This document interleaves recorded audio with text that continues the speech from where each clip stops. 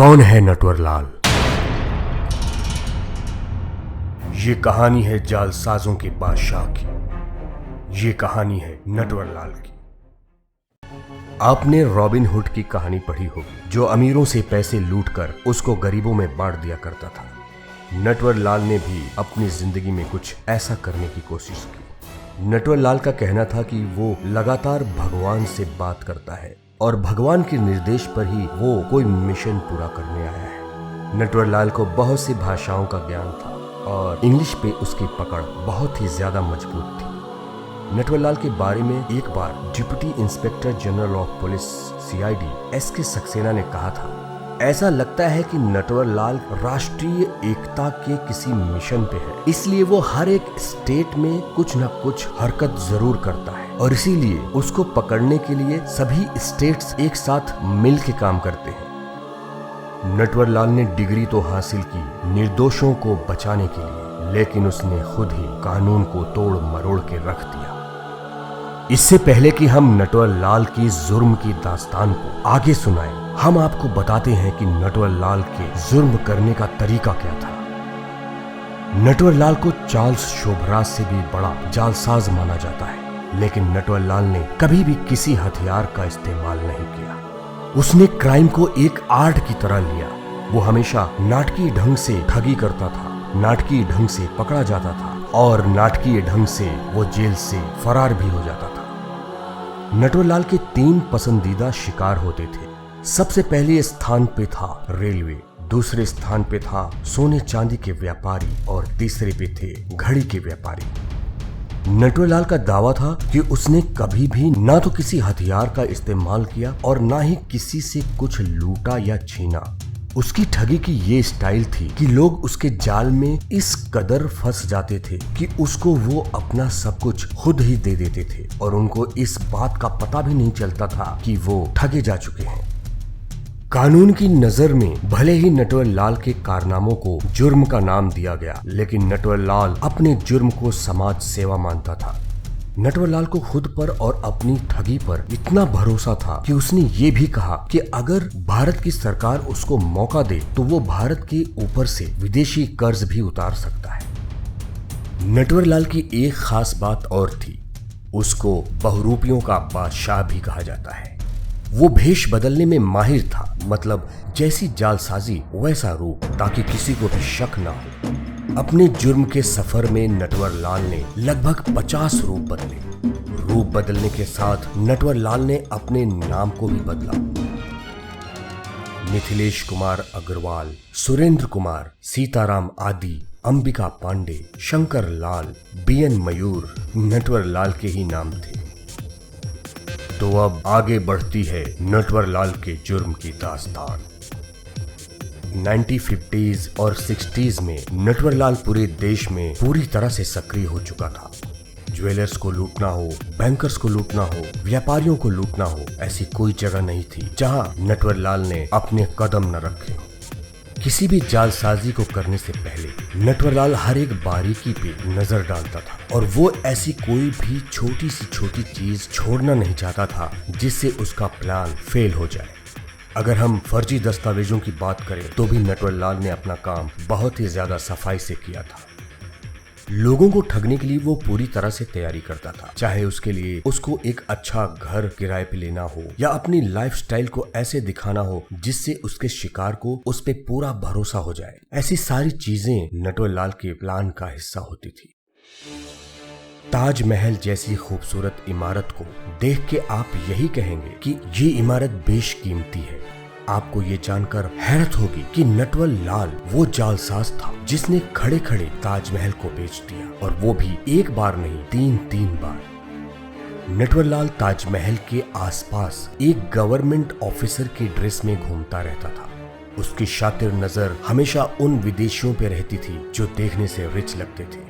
नटवरलाल उन विदेशियों से बात करता और उनको बातों बातों में ये बताता था कि भारत सरकार ताजमहल को बेचना चाहती है अगर उसका कोई सही कीमत देने वाला मिले। नटवरलाल के झांसे में 3 विदेशी आ गए और नटवरलाल ने भारी रकम लेके उनको ताजमहल बेच दिया। जिस तरीके से नटवर लाल ने ताजमहल को 3 बार बेचा था, उसी तरीके का इस्तेमाल करते हुए उसने रेड फोर्ट को 2 बार विदेशियों के हाथ बेच दिया।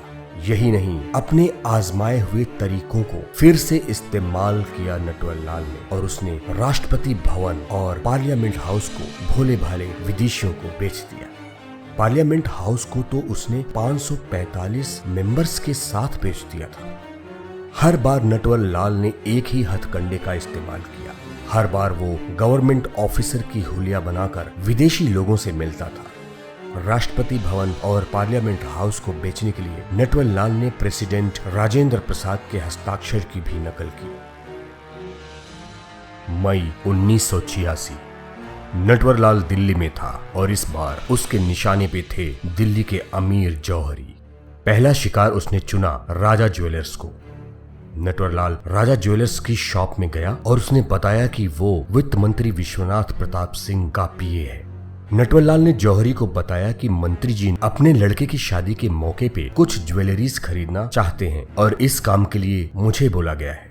नटवर लाल ने बहुत से ज्वेलरीज को देखा और उसमें से कुछ खास और महंगी ज्वेलरीज को निकाल लिया और जौहरी को बोला कि वो इसको पैक कर दे। उसने जौहरी को ये कहा कि इसका पेमेंट ड्राफ्ट के जरिए किया जाएगा। यही नहीं, उसने जौहरी को बोला कि वो अपने साथ इन ज्वेलरीज को ले जाता है और आप अपने 2 आदमियों को मेरे साथ भेज दीजिए ताकि मैं उनको ड्राफ्ट दे सकूं। जौहरी को बिल्कुल शक नहीं हुआ और उसने अपने 2 आदमी को नटवर लाल के साथ भेज दिया। नटवर लाल ने नॉर्थ ब्लॉक पहुंचकर मंत्री जी के घर में एंट्री भी की और बाहर आके उसने एक ड्राफ्ट जौहरी के दोनों आदमियों को दे दिया। लेकिन बाद में जब उस जौहरी ने 82,000 का वो ड्राफ्ट बैंक में डाला तो उसको मालूम पड़ा कि वो ड्राफ्ट फर्जी था। नटवर लाल जौहरियों को ठगने में माहिर था और उसने कई शहरों में उनके साथ लाखों रुपए की ठगी की थी। नटवर लाल ने यही हथकंडा घड़ी के व्यापारियों के साथ भी किया। एक बार वो union finance minister ND Tiwari के पर्सनल असिस्टेंट के तौर पे एक वॉच डीलर से न्यू दिल्ली में मिला। उसने उस वॉच डीलर को बताया कि कांग्रेस की एक इम्पोर्टेंट मीटिंग होने वाली है जिसमें मिस्टर तिवारी लोगों को वॉचेस प्रेजेंट करने वाले हैं। वॉच डीलर को ये बता के नटवर लाल उस दिन वापस चला गया। दूसरे दिन वो एक बड़ी लंबी कार में वापस आया और उसने वॉच डीलर को 93 वॉचेस को पैक करने के लिए कहा और उसको बोला कि वो अपने एम्प्लॉय को उसके साथ नॉर्थ ब्लॉक में भेज दे जहाँ पर वो उसको बैंक ड्राफ्ट इशू करेगा। नॉर्थ ब्लॉक पहुंचकर उसने वॉच डीलर के एम्प्लॉय को बाहर इंतजार करने के लिए कहा और वो अंदर चला गया। कुछ टाइम के बाद वो बिल्कुल असली लगने वाले 32,829 रुपए के ड्राफ्ट को लेके आया। उसने उस ड्राफ्ट को वॉच डीलर के एम्प्लॉय को दिया और उससे वॉचेस ले लिए। होना क्या था, उस वॉच डीलर के साथ भी वही हुआ जो नटवर लाल ने दूसरों के साथ किया था। 2 दिन बाद उस वॉच डीलर को ये पता चला कि वो ड्राफ्ट तो एक फर्जी ड्राफ्ट था। अपनी इस ट्रिक को थोड़ा थोड़ा बदलते हुए नटवर लाल इसको अलग अलग शहरों में इस्तेमाल करता था।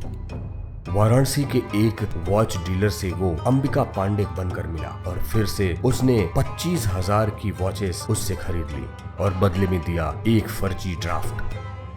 शाहजहांपुर, कानपुर आदि शहरों में भी नटवर लाल ने वॉच डीलर्स के साथ ठगी की।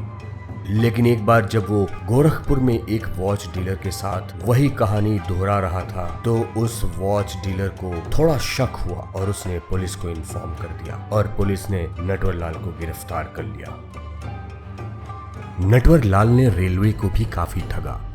नटवर लाल के पिता स्टेशन मास्टर थे और इसलिए नटवर लाल को रेलवे के बारे में काफी अच्छी जानकारी थी। इसके साथ ही साथ नटवर लाल ने बीकॉम और एलएलबी की डिग्री भी ली थी और उसने एक स्टॉक ब्रोकर की तरह भी काम किया था, जिसके कारण उसको बैंकिंग रूल्स की काफी अच्छी जानकारी थी।